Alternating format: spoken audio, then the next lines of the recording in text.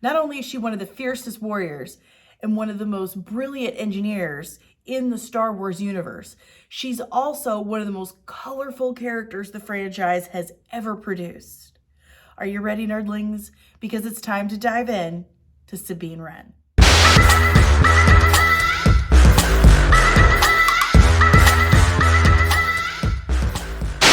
What is up, nerdlings, and welcome back to my channel!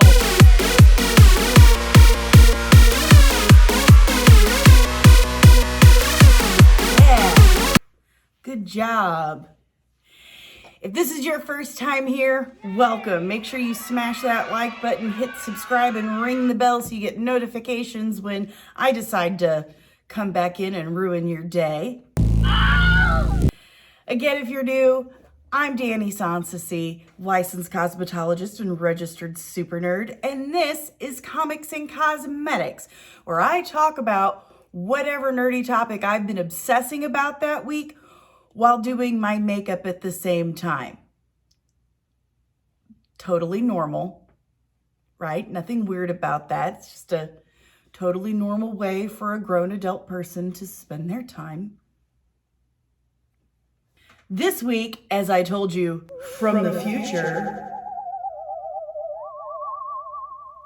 we are going to talk about Spectre 5 herself. That's right, the one, the only, Sabine Wren. I was gone for a week. I know you missed me. It's okay. I missed you too. But thanks for hanging out with me on Twitter. That's been a whole thing. And as you can see, I might have already got started a little bit without you. I kind of have a little bit of an ambitious look today. So I thought I would help us out a little bit by doing the crazy eyebrows first. Do I look younger? So for those who don't know, Sabine is a character on an animated series called Star Wars Rebels, now available on Disney+. It was one of the animated series that Dave Filoni headed up. Sabine is one of the characters he's created. For those of you who always said, I don't need to watch the animated shows, they're not gonna show up in live action. Well, how silly did you feel when season 2 of The Mandalorian came out? It has been confirmed that Sabine has been cast for the Ahsoka series on Disney+, the live action Ahsoka series, which I guess we're not getting till next year now. So thanks. Natasha Liu Bordizzo is supposed to play her in the Ahsoka series.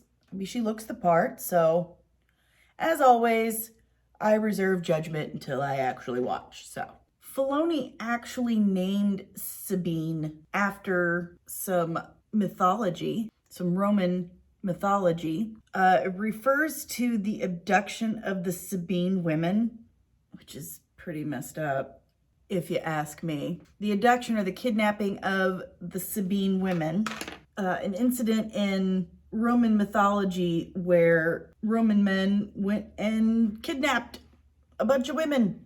I mean, that's not okay. So, not quite sure. I guess, I mean, it's a pretty name. Sabine is a very pretty name, but I have some confusion as to why he chose that. They liked naming their characters after, big biblical and mythological stories and characters because it felt like it gave that character greater meaning, that us as the audience would have a deeper connection to these characters. Her alias, Riatala, was going to be a rebel pilot companion of Jyn Erso's in Rogue One. That was what she was originally supposed to be. So Sabine Wren is a Mandalorian woman who was born in 21 BBY on Mandalore, but she She grew up and considers her home world Cronus. That's where her family home is. So she grew up on Cronus with her family, her mother, Countess Ursa Wren, her father, the artist Ulrich Wren, and her brother, Tristan Wren, her younger brother. Her father, Ulrich, chose not to be a warrior like his wife and, other Mandalorians. He chose the path of the artist, which Sabine has been quoted as to saying that he fought with his art. Like most Mandalorian children, she started her training at a very young age. She even reforged her family's 500-year-old armor to fit her, to suit her personality. And she did that with her family. It's a very sacred process. It's very ritualistic. This Beskar armor, which Beskar is only mined on Mandalore, it's the only thing that we know of that can resist or deflect a lightsaber or a blaster. It's like perfect armor for fighting Jedis. And it's only mined on Mandalore, which makes, it very valuable. And like I said, this is a dogmatic process. This is a religion for Mandalorians. So reforging this armor was not only a rite of passage for Mandalorian children and for the family, it's not only, this sacred religious act for them, but it also connects them to their family history and the history of their people. Her family is Clan Wren,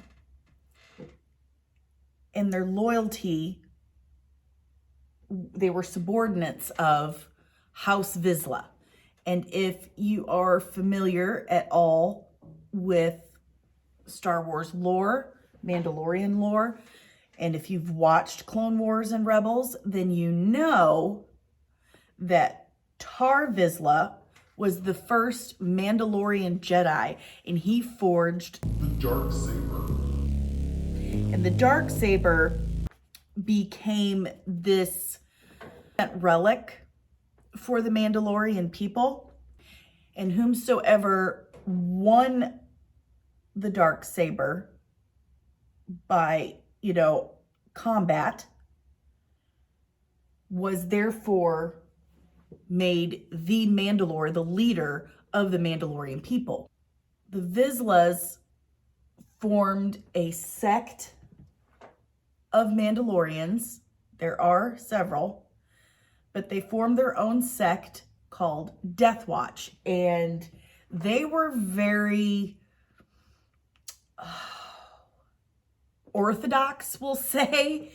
They were kind of like religious extremists. They believed that you shouldn't take you shouldn't take your helmet off, that there's only one way and it's just straight up violence. There was no room for wiggle in Death Watch, and it caused a lot of problems later. We don't have time to get into that right now, but it caused a lot of problems. Anytime you have any extremist group, there's going to be problems.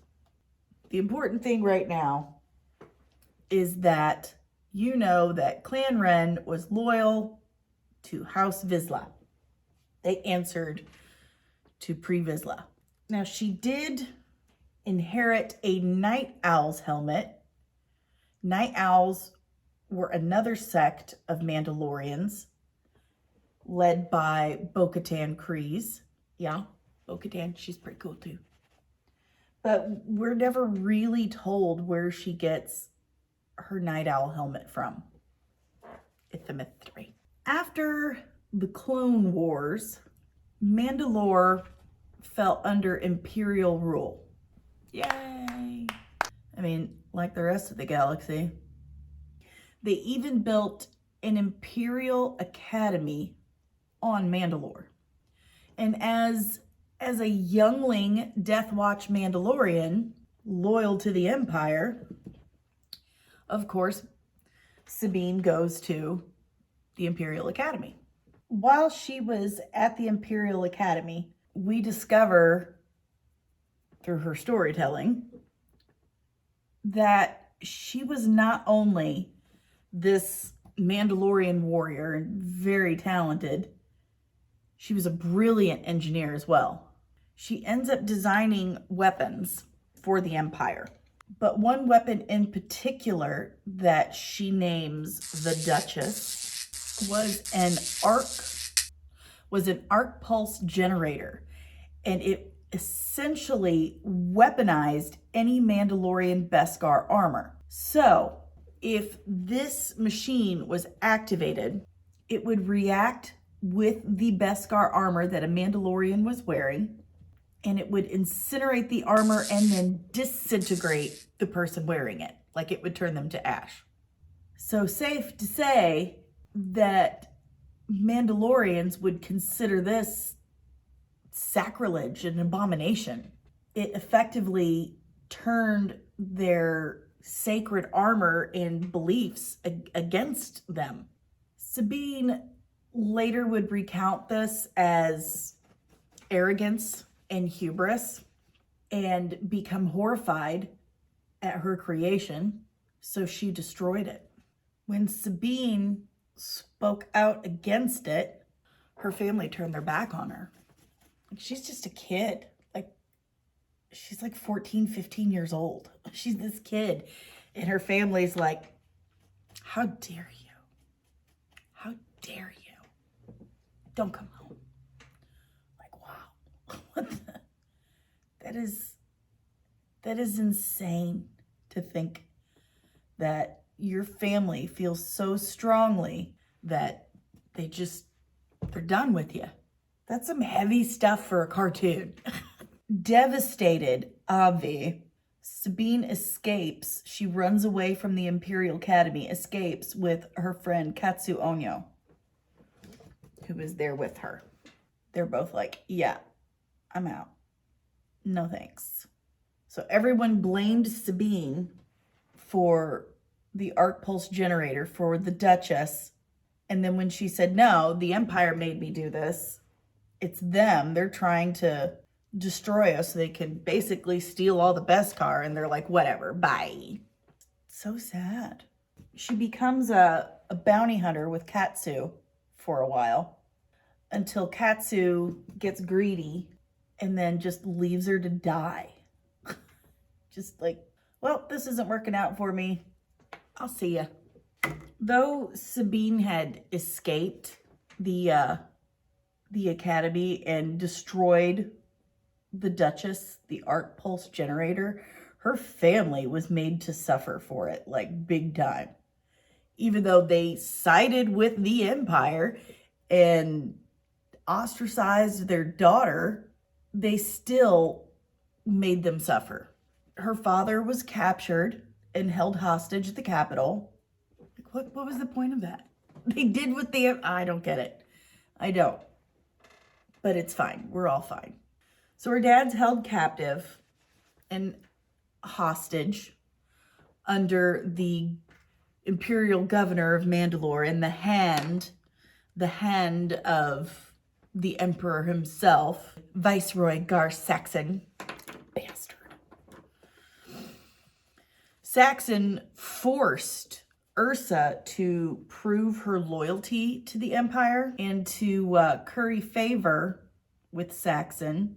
Sabine's younger brother is forced to join the Saxons' Imperial Super Commandos, which if you watched my Boba Fett video, then you'll remember that that's what Mandalorians were initially created to be in the first place by George Lucas, these like super commandos, like super troopers. Yeah. Like I said, before she left Mandalore, Sabine destroyed Duchess, but she finds out later that they built another one based on her research, and Sabine found out about it. They were using it. They used it against the Mandalorian people, like horribly. It wasn't as powerful as the one she made because they didn't have all the data, but oh boy, it was enough. I mean, she ends up destroying that one too. Talk about that more later.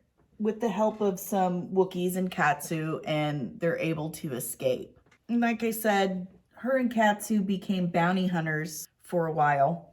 They had hopes of joining the Black Sun Syndicate, but like I said, Katsu got greedy, left Sabine for dead. You know, friend stuff. Eventually, all the terror and punishment that the Empire put her and her family through eventually just pushed Sabine all the way over into full-on rebellion, like open rebellion. We're not sure how it happened, but we know that by the age of 16, Sabine had joined the crew of a ship called the Ghost. It was a rebel ship / cell based out of Lothal planet. The captain was Twi'lek Hera Syndulla with her droid Chopper, who's a cutie patootie. Then you had Jedi Kanan Jarrus, Lassic Garazeb Zeb Aurelios. Later on, the crew picks up another member, Ezra Bridger, but we're not really talking about him today. So, can you imagine being a 16-year-old girl who's just been kicked out of your whole family? You're left to take care of yourself all by yourself in this big old universe out there, and you are just floating around with a bunch of strangers. This evil galactic empire is not only hunting you, but now you're with this group of strangers that's trying to take it down. Like, wow, that's a lot for a 16-year-old. Yeah, I remember being 16 and I thought my boyfriend dumping me for another girl was like the end of the world. I can't imagine being like, okay, so not only has your family disowned you, but now this evil galactic empire wants you dead, and they want to kill all of your people using this thing that you invented. So, no big, just another day. I just can't imagine carrying the entire burden of the whole freaking universe on my shoulders at that age. Like, I was on my own at 17 and that was rough. I can't imagine if, the galaxy was hunting me and it was up to me to take down this evil galactic empire. Just, jeez, so crazy. Like, again, on my own at 17, but I wasn't trotting around the galaxy with a bunch of strangers trying to topple galactic governments. I don't know what your teen years were like, but it gives you a totally different perspective on Sabine when you look at her this way. Here she is, abandoned, disowned, and ostracized by her only family, okay? She's a brilliant engineer, artist, warrior, traveling through the dangerous void of space with a group of strangers. So she has every reason in the world to, have a pity party every freaking day of her life. She's got every reason in the world to be sad and depressed and just, you know what? I'm done. I'm not doing this anymore. I'm just gonna go play on Instagram and eat cheeseburgers and feel sorry for myself. She's got every reason in the world, no one would blame her. I mean, look at what she's going through. And yet, she doesn't go that route. She has every justification in the world to sit and feel sorry for herself. And yet she is the bright point of the entire show, like literally and figuratively. She is able to create these beautiful, vivid, vibrant works of art that not only make her feel better and, anyone who really looks at them, it inspires the resistance. Some of her works of art, the Fly for Freedom, that gets noticed and that gets used for recruitment flyers. And then her Phoenix, her tag that she's always, signing with, this Phoenix, becomes the inspiration and integral part of the Resistance logo. What this demonstrates to us is that despite all of the fear and darkness and sadness and grief and trauma really that surrounds her, she still has hope and joy and things to be grateful for. She still has this light inside of her that she not only feels compelled to express, but share with others.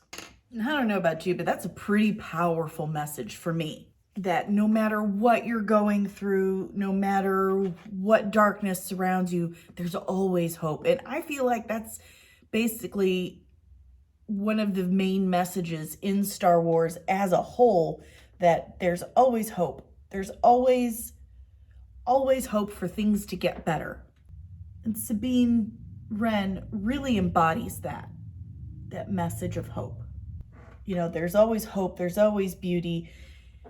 As many times as she changes her brightly colored hair and armor, it's telling us that despite the many obstacles and things that are constantly trying to suppress Sabine's voice and her individuality, she's just not doing it, man. Nothing really gets her down. I mean, it does, but she doesn't allow it to change her on that level. She's not giving that up. She remains just as hopeful and stubborn and headstrong as she always was. A lot of people in those situations may start to doubt themselves. They might start to doubt themselves and repress that instinct. But Sabine never does. And not only is that admirable and damn impressive, especially for someone her age, but it's a clear and vital message to young women and people everywhere.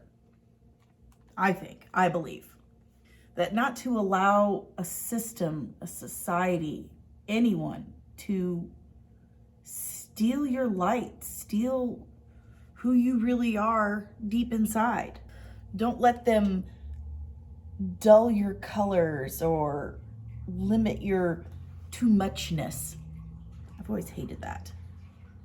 Don't let them convince you that you're just too intimidating, and to change that about yourself, that you need to tone yourself down for people. Stop telling girls that. Stop telling people that.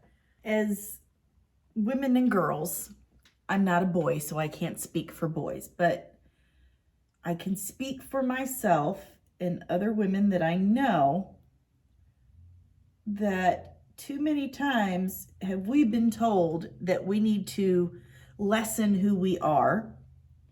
We have to cut ourselves down into smaller bite-sized pieces to be better able for other people to handle us or tolerate us. And just no. No. You know, you're sending mixed messages. You tell people, be yourself. You tell kids, always be yourself. Be true to who you are. But then when we do that, it turns into, well, that's too much. Okay, you're using all these big words and it's intimidating and people think you're talking down to them. Get a dictionary. Okay, get a dictionary. It's not my fault. Okay. I like stories like Sabine's because it tells us and others that have told us this to f that shit. Don't cut yourself down into smaller bite-sized pieces. Let them choke on you. The more you know. In my opinion, Sabine Wren is one of the most underrated feminist icons in all of Star Wars. She's right up there with Princess Leia, in my opinion, because she possesses both fierce and feminine power. She's both a warrior and an artist, a warrior poet. She inspires both with her fighting, her skill as a fighter, and with her art. She's one of those female characters that can do both. She shows us that you can be girly, you know, ultra feminine, as well as just a badass. So this crew of rebels, you know, Hera, Kanan, Zeb, Chopper, Ezra, and Sabine, they went on a lot of missions together. They really became a true family. They called the ship the Ghost. So the call sign for every member of the crew became Spectre, Spectre 1 through 5. Sabine's was Spectre 5. And on this one particular mission, Sabine was tasked with creating a diversion to distract Imperial troops while the Ghost escaped.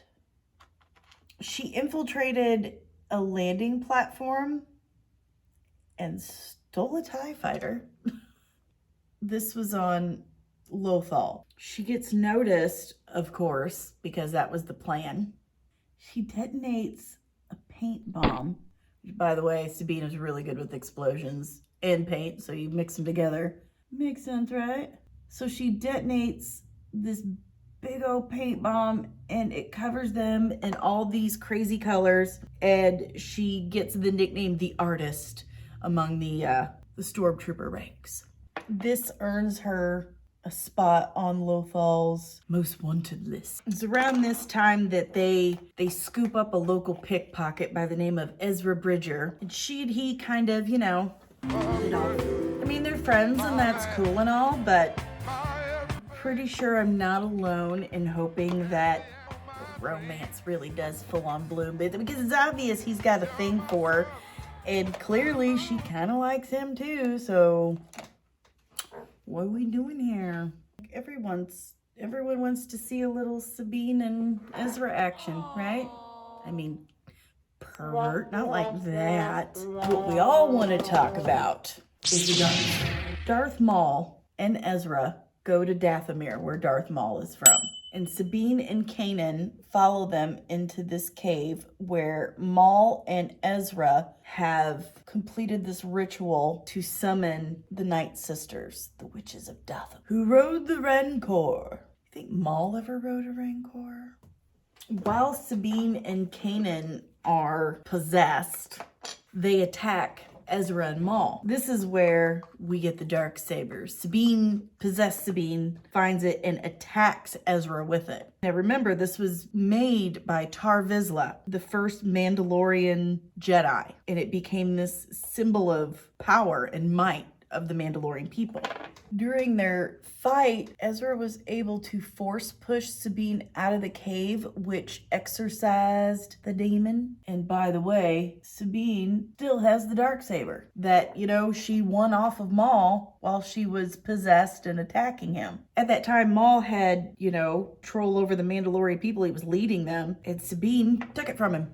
She took the Darksaber. So technically, according to their rules, Sabine was the ruler of the Mandalorian people, but she needed to learn how to wield the Darksaber because it ain't easy. So Kanan decides he's going to train her on how to wield the Darksaber. This is where we learn that, it's not just a sword. Lightsabers, the Darksaber, they're not just swords. They're connected to whoever is wielding them. And if you've got a lot on your mind weighing you down, then that thing's gonna be a lot heavier. You're gonna have a really hard time with it. So Kanan, Ezra, and Sabine start her training with the Darksaber, and she learns to kind of meditate her way into using this thing. She learns she's got to let go of everything that's weighing her down and kind of clear her mind. Sound familiar? Sabine knew exactly what the Darksaber was and what it meant to the Mandalorian people. She actually goes home to Cronus because she knows that whoever has this Darksaber is the leader of the Mandalorian people. Well, she's just a kid. I think she's 19, 20 years old when this happens. And she very self-aware and knows that I can't lead the Mandalorian people. I can't lead a whole people. It's not even a whole planet of people. It's multiple planets of people. I may have had a child at 19, but I was barely ready for that. I can't imagine taking care of an entire people.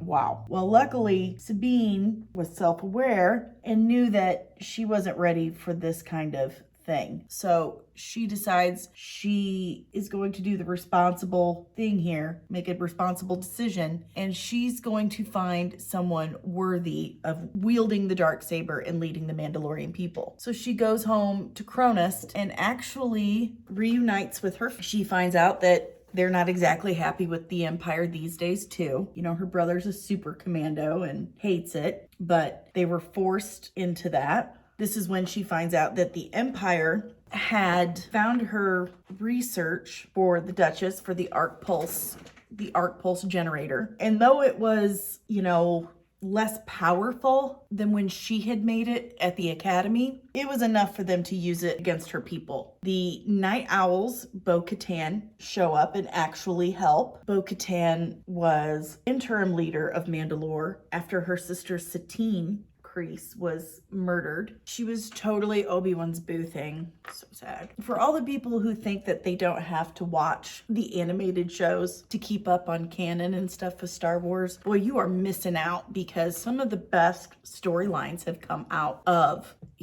Star Wars, the Clone Wars and Star Wars Rebels. You're missing out, bro. So Bo-Katan was interim leader, didn't work out. Now she's helping, to destroy this arc pulse generator that the Empire had rebuilt from Sabine's plans. And at one point, we think that Sabine's family, her mother and brother, have been killed by this thing, but luckily they got far enough away from it. Like I said, it wasn't as powerful. It didn't have the range that it did when she made it, thank God. But she was able to destroy it and the research this time. So, good job.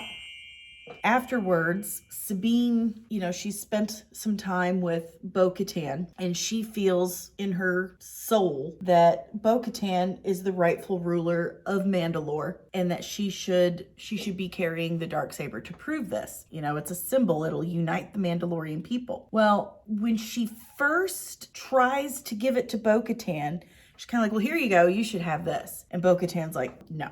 She says that she isn't the right person to rule Mandalore. She had her chance. It didn't work out. Basically what we all know to be true now, that it has to be something that is won. But eventually, when it's all said and done, Bo-Katan does relent and accepts the Darksaber and the mantle of Mandalore. But as we learn in The Mandalorian Season 2, that didn't really work out for Bo-Katan. because Sabine gave her the Darksaber and she didn't win it in combat, win it by creed, then people like members of Death Watch just didn't buy into it. They didn't accept her as their leader. But Sabine, I think, learned a lot from Bo-Katan. Not just about leadership, how leadership should be something you are called to and not decide, but also that, you know, as we're learning with Din Djarin in the Mandalorian and Book of Boba Fett, that there's just not one way to be a Mandalorian. I think not only does it show her and us that there's not just one way to be a Mandalorian, but there's not just one way to Star Wars. And maybe this is going to chap a few nerdy asses, but I know a lot of people were upset with the mods in Book of Boba Fett. The running theme being that it was too brightly colored for Star Wars. It was too bright, colorful for Star Wars. It wasn't Star Wars enough because it was too bright and colorful. Sabine Wren. Okay, Sabine Wren. And all of you love Star Wars Rebels and Sabine Wren. So, are you gonna complain when she shows up in Ahsoka that she's too brightly colored? Hypocrites. The way I look at it is Star Wars is an entire universe, not just one culture. It's an entire universe. There are millions and billions of people and species and cultures in this little fictional world that George Lucas, Dave Filoni, Jon Favreau, and all these other people have created. So, if I recall correctly, from my years as a Star Trek nerd, one of the biggest chief complaints I ever heard about Star Trek, one of the most common, we'll say, was that they're all wearing the same thing and they're all speaking the same language. Did they all get together, have lunch one day, and decide this is the outfit our entire species will wear? This is what we're wearing all the time, forever, and they will know us by our monochromatic jumpsuits. So, there's just no making people happy. In Star Wars, you know, now people wearing all kinds of different outfits and stuff. Safe to say, you know, we've got all kinds of different styles and cultures in the real world. Why wouldn't there be all kinds of different styles and cultures in the fictional? So it just kind of makes sense to me that, you know, at some point you're going to have some kind of space teenagers in Star Wars that like going against the norm. They're gonna have what's it called? Counterculture. You're gonna have counterculture. If you're wanting to make it a more immersive entertainment experience, then realistically speaking, there would be people in this universe that probably like bright colors and shiny things. Didn't bother me because we've seen it before. Yeah, Sabine Wren. And you've been to Naboo, right? You've been to Naboo? All right, just checking. I think it's safe to say Sabine's one of my favorite Star Wars characters. She's definitely my favorite Mandalorian because I think she's one of the most relatable characters, at least for myself. I mean, there's a lot about her personality and things that she has gone through that are very relatable for myself. Like, it's one of those times where you look at a character and you say, yeah, I could see myself handling that situation. If I was on a spaceship and I was a badass artist and, you know, warrior, I'd probably do that too. I mean, that's what you're supposed to do with these movies and TV shows and comic books. You're supposed to be able to relate to it. You're supposed to relate to stories, period. So, drop a comment below, guys. Tell me what you think of Sabine Wren. What was your favorite Sabine Wren moment? I'd love to hear it. I love talking with you guys. You're my only friends. Really stoked to see her on Ahsoka. I can't wait for Ahsoka at all. Like, totally excited. And Obi-Wan, come on, May.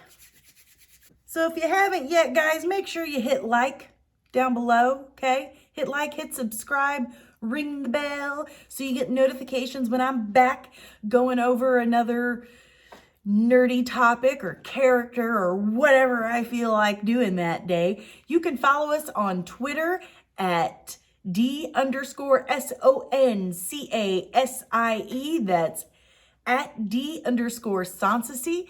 You can follow us on Instagram and Facebook at Comics and Cosmetics. If you are in the Southeast Missouri area and you need your hair done or your makeup done or your lashes done or microblading, you can find us at salonmia2020.com for all your cosmetological needs. But make sure you hit like and subscribe. I crave validation. And let me know how I'm doing. Like, if I'm just totally not self-aware and terrible at this, I mean, that's okay too. You can tell me that, but be gentle. I'm sensitive. Well, there you have it, guys. That's the Sabine Wren look. And that's all I got on the lady right now, Miss Spectre 5 herself. God, she's so cool.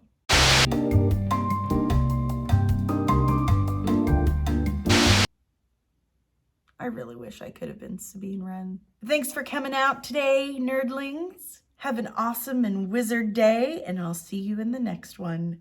Bye.